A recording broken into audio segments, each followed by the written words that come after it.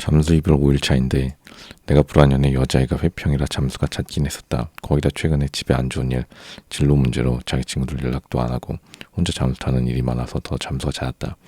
근데 크리스마스 직전에 아버지 일 도와드리러 가야 한다. 할 게 많다 해서 나도 오케이 하고 할 거 기다리는데 이틀이나 잠수했다.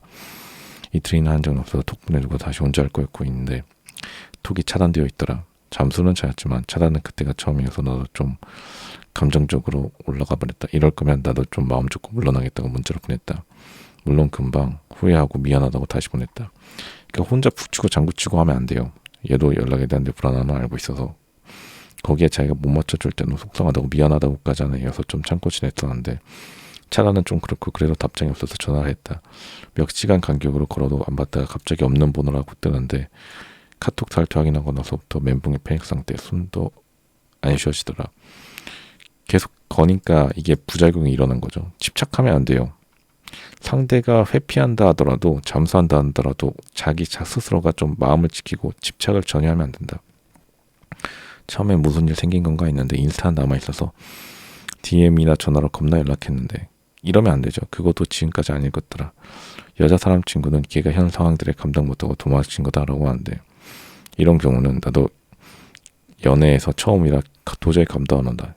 이런 경우가 처음이라 할지라도 조금 인생 초보, 연애 초보들의 특징이 뭐냐면 자기가 집착하게 되는 거죠. 연애 초보 특, 갑자기 집착함.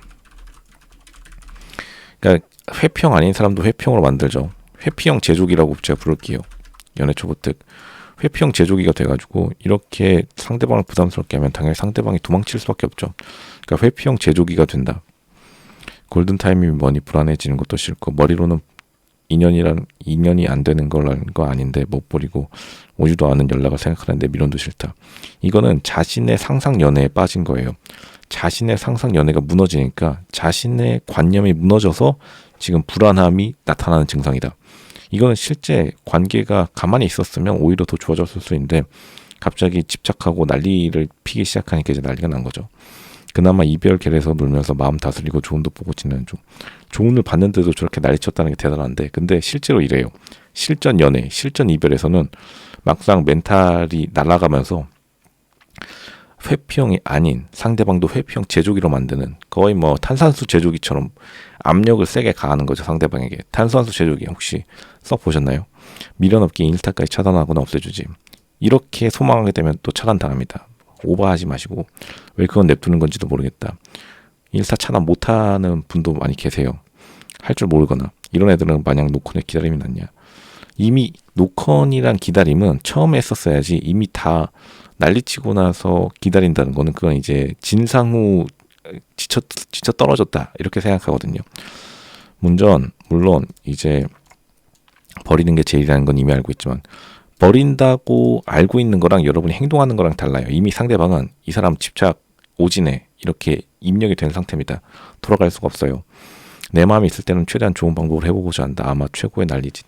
그게 아니라 회피형 제조기가 되면 안 되고 노컨택트는 처음 해야 되는 거예요. 근데 당연히 마음이 너무 크니까 그게 안 된 거지. 그러니까 기다리는 수밖에 없는데 이미 진상짓 저질렀다. 이런 경우에는 일단은 가만히 있어야 된다. 두 배로 가만히 있어야 돼요. 2배 쿨타임. 쿨타임이 2배로 돈다.